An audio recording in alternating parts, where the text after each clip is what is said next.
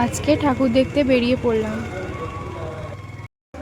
প্রথম যে ঠাকুরটা দেখতে গেছিলাম তার প্যান্ডেলটা খুবই সুন্দর হয়েছিল। ভিড়ের কারণে তার ভিডিওটা করতে পারিনি। সেকেন্ড যে ঠাকুরটা দেখতে গেছিলাম তার ভিতরের অ্যাটমসফিয়ারটা খুবই সুন্দর ছিল। এই প্যান্ডেলটার ভিতরে অনেকক্ষণ সময় কাটালাম। ভিতরের পরিবেশটা এতই সুন্দর ছিল যে সত্যি ওখান থেকে বেরোতেই ইচ্ছা করছিল না। প্যান্ডেলটি সুন্দর হওয়ার কারণে আমি প্যান্ডেলটির চারিদিকে ভিডিও করলাম। সত্যি প্যান্ডেলটি অপূর্ব হয়েছিল।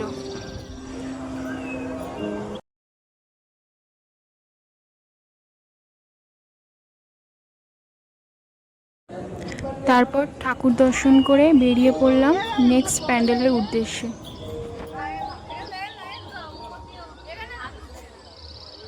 ওইদিকে কি দেখছিস? এটা দেখো।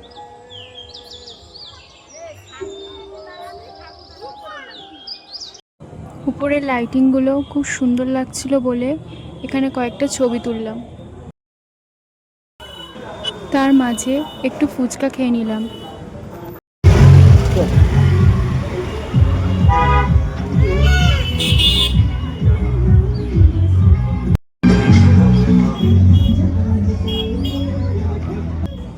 এই প্যান্ডেলটির লাইটিং খুবই সুন্দর হয়েছিল এবং এখানে প্রচণ্ড ভিড় হয়েছিল।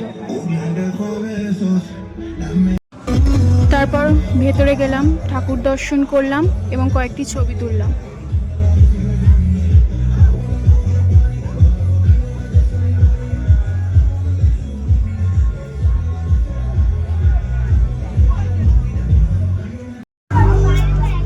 প্যান্ডেলের মধ্যে প্রচণ্ড ভিড় থাকার কারণে এখান থেকে তাড়াতাড়ি বেরিয়ে গেলাম।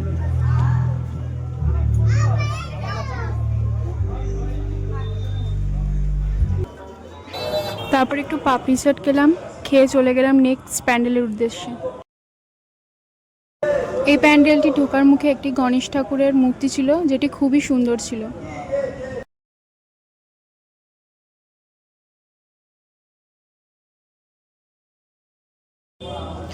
প্যান্ডেলটির ভেতরের কাজ সত্যি খুবই সুন্দর হয়েছিল।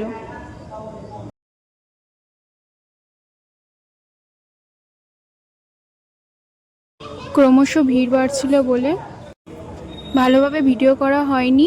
দেখা হবে নেক্সট ভিডিওতে। টাটা।